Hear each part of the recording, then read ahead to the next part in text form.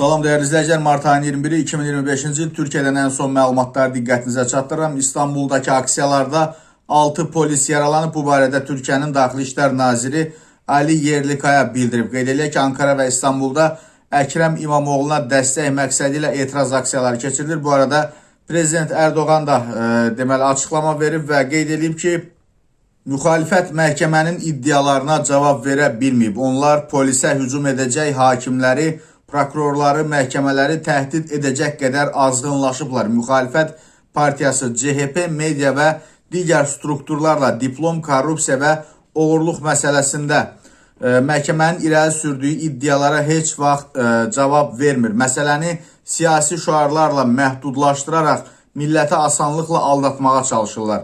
Bu diplom alın təri ilə qanuna uyğun alınan sənədli deyillərsə, bunu hüquqi argumentlərlə müzakirə etmək olar. Bələdiyyədə oğurluq, korrupsiya, ədalətsizlik, qəliz hüquqi sübutlar əsasında danışmaq, müzakirə etmək olar, amma bunları etmirlər, edə bilmirlər. Bütün bunların və daha çoxunun doğru olduğunu ən yaxşı onlar bilirlər. Onlar bilirlər ki, bu məlumatların və sənədlərin əksəriyyətinin məhkəməyə öz partiyalar verib. Görünən odur ki, timsah göz yaşları tökən CHP rəhbərlərinin əksəriyyəti bağlı qapılar arxasında sevincdən sakit otura bilmir.